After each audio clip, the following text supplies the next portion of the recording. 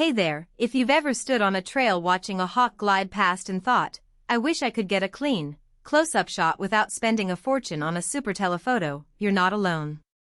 The big fear is ending up with a lens that's either too heavy, too noisy, or just won't focus fast enough on a moving subject, and then you've wasted both time and money. I get that hesitation, especially when you're juggling a tight budget and the desire to get serious wildlife or sports images. Let's unpack whether the Tamron SP150600mm/56.3 DVC USD G2 is actually the right tool for you, or if you should keep looking. Link is in the description if you want to check the product details on Amazon.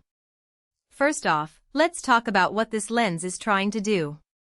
A 150,600mm range means you can cover everything from medium telephoto portraits to distant eagle wings without changing gear. The Flex Zoom Lock is a new twist, literally. You can twist the zoom ring and lock it at any focal length, which is handy when you're hunting for a specific composition and don't want the zoom to drift if the camera bumps around. In practice, I've seen photographers on boat decks and on steep mountain paths use that lock to lock into 300mm for a flock of geese, then swing back to 450mm for a sudden flash of a bear appearing in a clearing, all without having to re-zero the focus.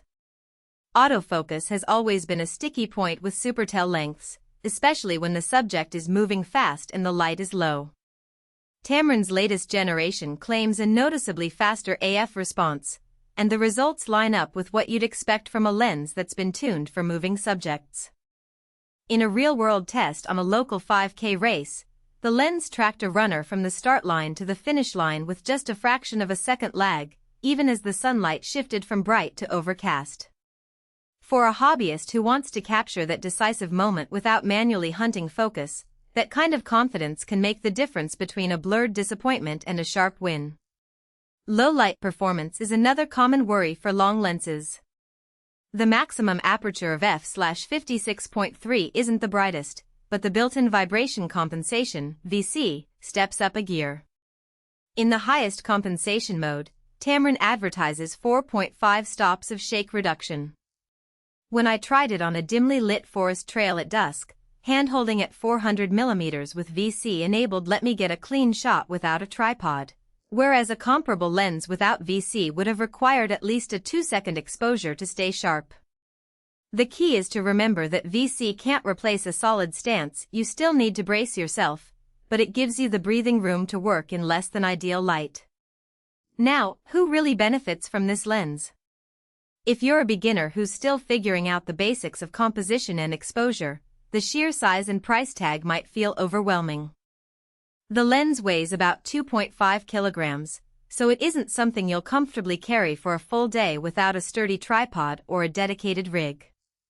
That said, for hobbyists who have already invested in a DSLR body, know how to balance a camera on a monopod, and are specifically after wildlife, birds, or distant sports, this lens slots nicely into a growing kit. It complements the Nikon mount ecosystem without forcing you into a new mount system, so you can keep using your existing lenses and switch back when you need a wider angle. On the flip side, if you're a working creator who needs to turn over shots quickly for commercial assignments, you might find the maximum aperture limiting when you're shooting in low-light indoor events or fast-moving action where every fraction of a second counts. A lens with a constant f/2.8 would let you isolate subjects more cleanly and keep shutter speeds higher without leaning on ISO. For those scenarios, a prime telephoto or a higher-end telezoom from Nikon or another brand could be more efficient despite the higher price. Practical strengths? The 3 VC modes let you tailor stabilization to your situation, Mode 1 for general use, Mode 2 for panning, and Mode 3 for maximum shake reduction when you're fully stationary. That flexibility is a real time saver on the field. The fluorine coating on the front element keeps water and fingerprints from sticking, which is a subtle but welcome benefit when you're shooting in rain or snow. You won't have to clean the glass constantly, and you avoid the risk of a smudge ruining a crucial capture. The moisture-resistant construction also means you're less likely to get fog inside the lens on cold mornings, a problem that has plagued many other super telephotos. Weaknesses are more about the trade-offs inherent to this class.